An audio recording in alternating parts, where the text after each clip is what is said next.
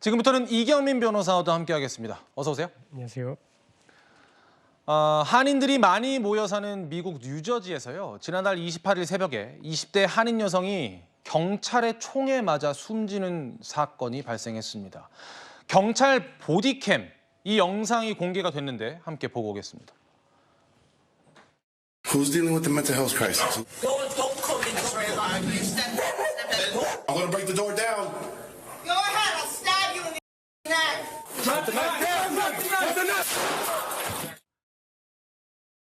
이 변호사님, 무슨 일이 일어난 거예요? 네, 지금 여성이 이제 그 조울증을 앓고 있어가지고 이걸 병원으로 옮기기 위해서 구급차를 요청을 했었습니다. 예. 근데 이제 구급차가 오기보다 경찰이 먼저 이제 출동을 했었던 상황이거든요.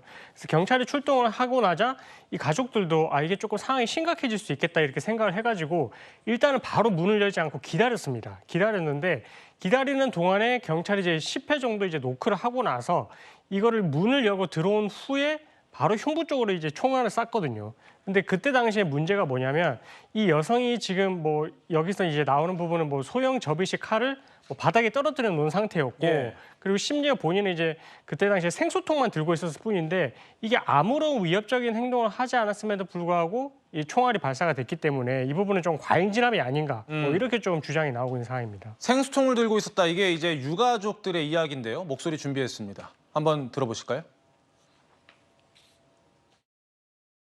칼이 있었다는 것이지 빅토리아 칼을 갖고 있었다는 게 아니거든요. 그 순간에. 그래서 전혀 위험이 되지 않았고. 문을 한 10번 정도 찼는데 그래서 이걸 갖다 들고서 자기 자신을 보호하려고 했던 거예요. 경찰로부터. 장 변호사님, 네. 생수통을 들어올린 행위를 경찰은 위협이라고 인식을 했다는 걸까요? 그러니까요. 현장에서 상황 판단을 제대로 못했던 것 같습니다. 이거는 누가 보더라도 과잉하게 이게 대처한 거는 맞아 보이고요. 왜냐하면 이 문 밖에서 신랑이 갔었지만 문 안에 있는 사람은 여성이라는 거는 당연히 알고 있었고 물론 과격한 발언이 있기는 했었지만 그 당시에 흉기를 소지하고 있는 상황도 아니었습니다. 들고 있었던 건 커다란 빈 생수통이었음에도 불구하고 그것을 육안으로 확인한 이후에 총격을 가했다는 건 너무나 과도하다. 이 부분이 과연 어떤 인종적인 판단과 무관한 것인지에 대해서도 이 현재 한인 사회에서 또 문제가 되고 있는 상황입니다. 이렇다 보니까 총격과 관련해서 진상 규명을 요구하는 목소리가 높아지고 있습니다. She loved music. These cameras should be to hear her sing, not like this. We stand with Victoria Lee's family in calling for a swift, transparent, and thorough investigation. 구장차님, 네. 이 미국 경찰들의 과잉 진압 논란 얘기가 나올 때마다 드는 의문은 아니 테이저건도 있을 것이고 생명을 해치지 않는 다른 진압 무기들이 있을 거 아니에요? 근데 네. 무조건 왜 총부터 쏘는 거죠? 네. 그러니까 저는 이번 그 과잉 진압 굉장히 너무 안타깝습니다. 그런데 이제 우리나라와 미국의 상황이 조금 다르다는 것을 이해할 필요는 있습니다. 그러니까 지금 그 돌아가신 유가족이나 그 변호인의 말씀에 따르면 실제로 경찰을 위협할 만한 어떤 흉기를 소지하고 있거나 위협이 될 만한 상황이 아님에도 불구하고 경찰이 먼저 총을 쏴서 이 과잉 진압을 했다는 거 아닙니까?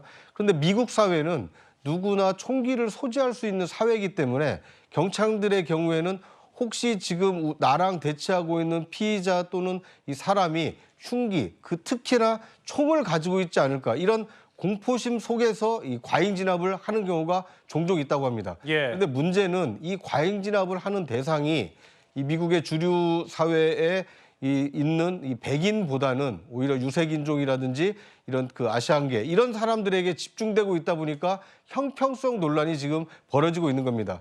이번 뉴욕 뉴저지의 사건의 경우에도 앞뒤 정황을 따져봤더라면 충분히 대화를 통해서 그리고 9.11이 왔을 때까지 경찰이 진압하지 않아도 되는 상황이었음에도 불구하고 굳이 저렇게 문을 따고 들어가서 총기를 먼저 발사함으로써 사망에 이르게 한 것, 이것에 대해서는 이 진상 규명과 함께 이 책임자 처벌 그리고 이 재발 방지책까지도 요구를 해야 되는 상황이 아닌가 하는 생각이 듭니다. 이경민 변호사께 짧게 한번 질문 드리겠습니다. 방금 구자영 차장께서 다른 인종에 대해서만 이렇게 과잉 진압이 있는 것 아니냐 이런 의혹 제기해 주셨는데 어떻게 해석하세요?